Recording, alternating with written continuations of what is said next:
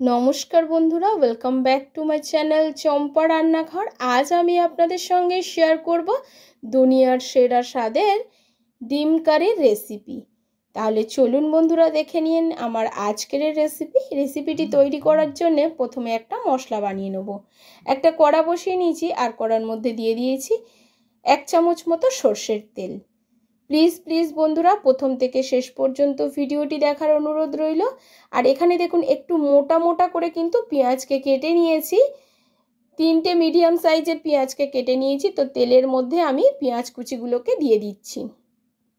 পেঁয়াজগুলোকে ভাজতে হবে হালকা করে, যাতে পেঁয়াজের কালার চেঞ্জ না হয়, তবে কিন্তু গ্রেভির টেক্সচারটা দুর্দান্ত আসবে। পেঁয়াজের কালার কোনো রকম চেঞ্জ করা যাবে না। একটু নাড়াচাড়া করে নিয়েছি পেঁয়াজগুলো তেলের মধ্যে। তারপরে দিয়ে দিচ্ছি 1 ইঞ্চি আদা। তারপরে দিয়ে দেব 8 থেকে 9 কোয়া রসুন।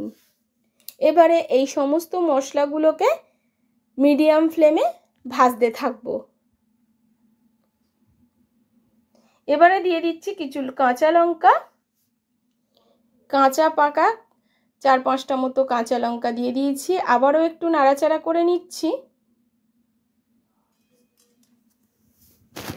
দেখুন বন্ধুরা, কালারটা কিন্তু চেঞ্জ হয়নি, ঠিক এই রকম কালারের হবে। এবারে এই মশলাগুলোকে তুলে নিয়েছি, এবার ঠান্ডা করে একটা মিক্সির জারে নিয়ে নিচ্ছি। এর মধ্যে আরও কিছু মশলা অ্যাড করব।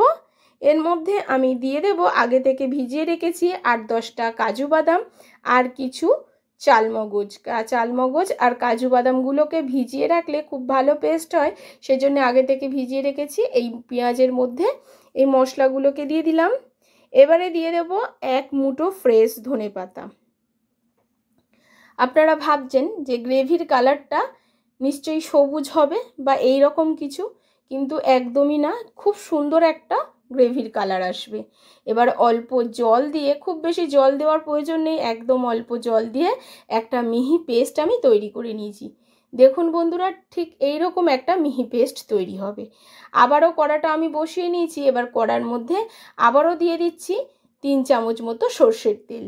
দেওয়ার পরে দিয়ে দিয়েছি গোটা জিরে, গোটা গরম মশলা, একটা তেজপাতা আর একটা শুকনো লঙ্কাকে ফোড়নটাকে 20 থেকে 30 সেকেন্ড একটু ভেজে নেব। ভেজে নেওয়ার পরে সুন্দর একটা যখন গন্ধ বেরোবে, তখন এর মধ্যে ওই যে পেস্ট করা মশলাটা এর মধ্যে দিয়ে দিতে হবে। মশলাটাকে দিয়ে কিন্তু একদম হাই ফ্লেম করা যাবে না, মিডিয়াম ফ্লেমে খুব ভালো করে এটাকে কষিয়ে ফেলতে হবে। যতক্ষণ পর্যন্ত না মশলা থেকে খুব ভালো করে তেল ছাড়ে, ততক্ষণ পর্যন্ত এটাকে কষাতে হবে। প্লিজ বন্ধুরা, আমার এই ছোট্ট চ্যানেলে আপনাদের সাপোর্ট আর সাহায্যের খুবই প্রয়োজন। প্লিজ বন্ধুরা, সাপোর্ট করবেন আর পাশে থাকবেন। একদম একটা নতুন ধরনের এগ কারির রেসিপি। এবারে এর মধ্যে দিয়ে দিচ্ছি জিরে গুঁড়ো, ধনিয়া গুঁড়ো, কাশ্মীরি লঙ্কার গুঁড়ো, হলুদ গুঁড়ো আর দিয়ে দিচ্ছি গোলমরিচের গুঁড়ো। গোলমরিচের গুঁড়োটা 1/2 চামচ দিয়েছি আর সমস্ত মশলাগুলো 1 চামচ করে দিয়েছি। এবারে সেই মশলাগুলোকে খুব ভালো করে মিশিয়ে নিয়ে এটাকে কষাতে হবে। কষানো যখন হয়ে যাবে, তখন আমি এর মধ্যে দিয়ে দিচ্ছি 1/2 কাপ মতো টক দই। অবশ্যই এখানে টক দইটা ব্যবহার করবেন। লো ফ্লেম করে দিয়ে টক দইটা মশলার সঙ্গে মেশাতে হবে, তাহলে কিন্তু টক দইটা ফেটে যাবে না আর খুব সুন্দর একটা কিন্তু কালার আসবে।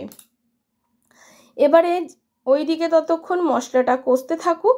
এইদিকে দেখুন আমি ডিম সিদ্ধ করে নিয়েছি আগে থেকে। এবারে ডিমগুলোকে মধ্যিখান থেকে আমি একটু চিড়ে নেব। এই চিড়ে নেওয়ার কারণে কিন্তু বন্ধুরা ডিমের ভেতরে খুব সুন্দরভাবে মশলাগুলো ঢুকবে আর খেতেও কিন্তু ভীষণই সুন্দর লাগবে। সমস্ত ডিমগুলোকেই কিন্তু আমি ঠিক এই রকমভাবে কেটে নিয়েছি।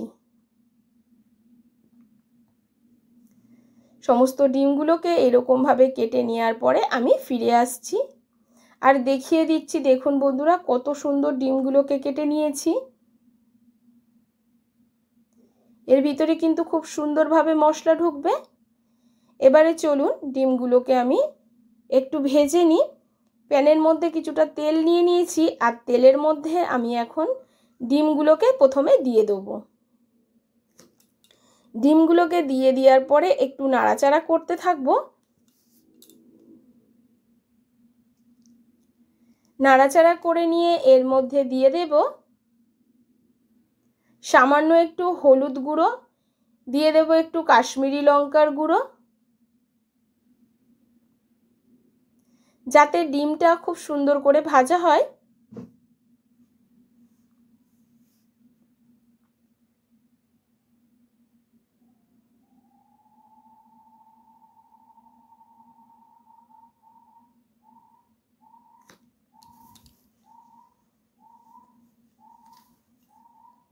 আর একটু গোলমরিচের গুঁড়ো এর মধ্যে অ্যাড করে দিয়েছি। এবারে খুব ভালো করে মশলার একটা কোট করে নিতে হবে, দেখুন ঠিক এইরকমভাবে। আর ডিমগুলো কিন্তু খুব সুন্দরভাবে এই সময় ভাজা হয়ে যাবে, কালারটাও সুন্দর আসবে। আর সবার শেষে এর মধ্যে একটু কাসুরি মেথিও আমি অ্যাড করে দেবো, এতে কিন্তু খুব সুন্দর একটা গন্ধ আসবে ডিমগুলো থেকে। একদম মনে হবে যেন আপনারা রেস্তোরাঁতে খাচ্ছেন। বাড়িতে যদি এইভাবে এগ কারিটা বানিয়ে নেন তাহলে কিন্তু রেস্তোরাঁও হার মেনে যাবে। এই রেসিপি আপনারা রুটি, লুচি, পরোটা, নান বা পোলাওর সঙ্গেও খেতে পারেন। দেখুন বন্ধুরা, উপর দিয়ে একটু কাসুরি মেথি দিয়ে আবারও একটুখানি এটাকে ভেজে নিচ্ছি। আর এই সময় গ্যাসের ফ্লেমটাকে একদম মিডিয়ামে করে রেখে সমস্ত কাজটা করতে হবে। ব্যাস, ডিমের কাজ আমার শেষ হয়ে গেছে, ডিমটা একেবারে ভাজা হয়ে গেছে। এবারে ডিমগুলোকে আমি তুলে নেব, চলে যাব সেপারে, দেখব গ্রেভিটার কি অবস্থায় রয়েছে।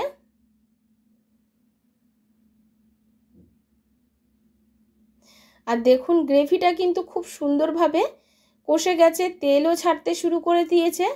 আর গ্রেভিটা কষতে কষতে একদম দানা দানা হয়ে যাবে, তবেই কিন্তু টেস্টটা ভালো আসবে। আপনাদেরকে দেখিয়ে দিচ্ছি যে কতটা সুন্দরভাবে কষা হয়েছে, দেখুন। এবারে এর মধ্যে দিয়ে দিচ্ছি পরিমাণ মতো লবণ, কারণ লবণটা কিন্তু এখনো পর্যন্ত আমি ব্যবহার করিনি, সেজন্য এর মধ্যে আমি লবণটা দিয়ে দিলাম। আমি কিন্তু ডিমেও লবণ ব্যবহার করিনি, একেবারে এই গ্রেভির মধ্যেই আমি লবণটা অ্যাড করেছি। এরপরে টেস্টের ব্যালেন্সের জন্যে একটু দিয়ে দিয়েছি আমি চিনি, আর একটু দিয়েছিলাম আমি গরম মশলার গুঁড়ো। তো সেই ভিডিও ক্লিপিংটা আমার মিস হয়ে গেছে। প্লিজ বন্ধুরা অবশ্যই এখানে একটু গরম মশলার গুঁড়োও অ্যাড করবেন। আমি গরম মশলার গুঁড়ো অ্যাড করেছিলাম, কিন্তু ভিডিওর ক্লিপিংটা নিতে ভুলে গেছি। তো এখন এর মধ্যে আমি ডিমগুলো দিয়ে দিচ্ছি, দিয়ে একটু নাড়াচাড়া করে নেব। আর গ্রেভির কালারটা দেখেছেন বন্ধুরা কতটা সুন্দর হয়েছে। এবার একটু নাড়াচাড়া করে নিয়ে এর মধ্যে আমি 1 থেকে 2 কাপ জল অ্যাড করব। জল দিয়েও কিন্তু খুব বেশিক্ষণ এটাকে ফোটানো যাবে না।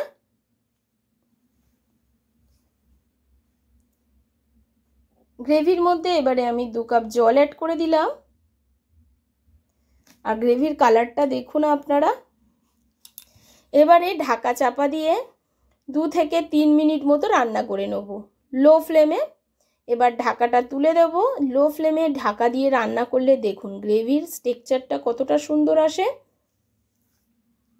এবারে দেখুন বন্ধুরা, একটু নাড়াচাড়া করে আমি দেখিয়ে দিচ্ছি কতটা সুন্দর হয়েছে। আমার এগ কারি একদম রেডি হয়ে গেছে।